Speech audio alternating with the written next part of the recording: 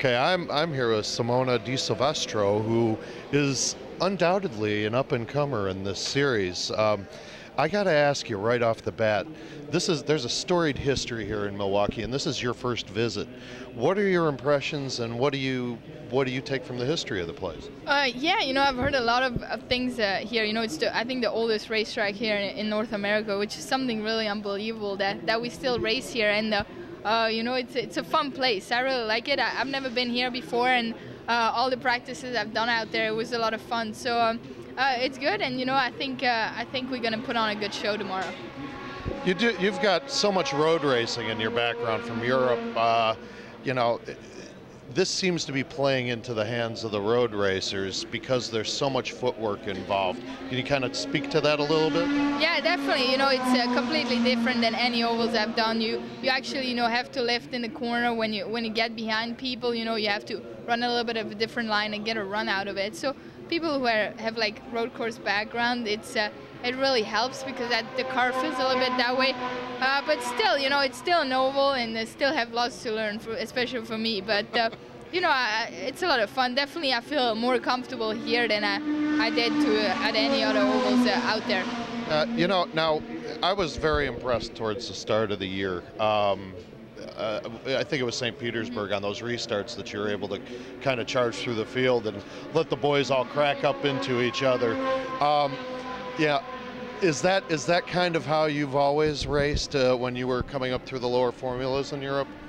Well, I definitely think, if you're a race car driver, if you want to go forward, you have to be pretty aggressive, but you also have to, if it's, too tight somewhere to go, to try to make it fast, you have to think about that. And, I think I've evolved a lot from, when I did Atlantics and things like that. So I'm a little more, I think about it first, but, when I have an opportunity, I usually try to take it. And, it really played out in our favor in St. Pete, but then, in Barber, it didn't go like so well, or like even in Brazil. So, I think the double fire restart is just, one weekend is going to go your way and one weekend it isn't.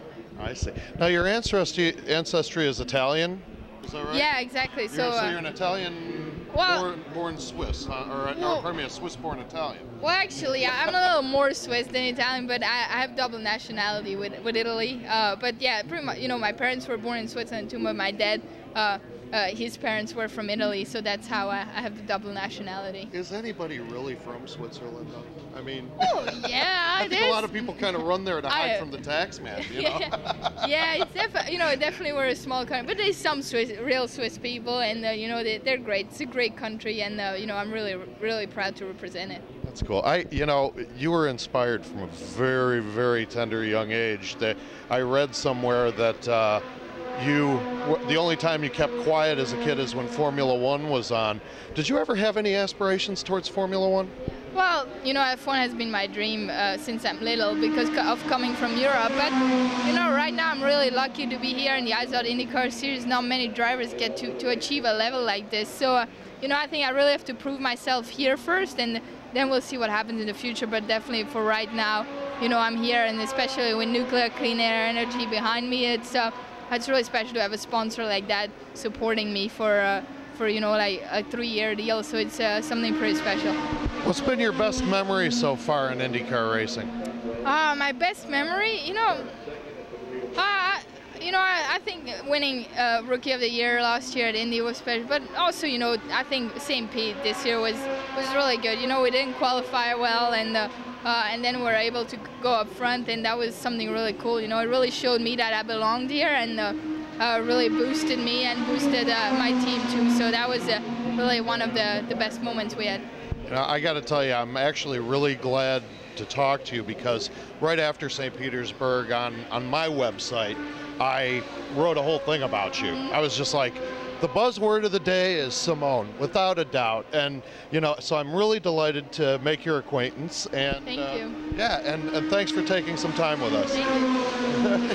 Thanks. Keep writing about me. Oh, I will.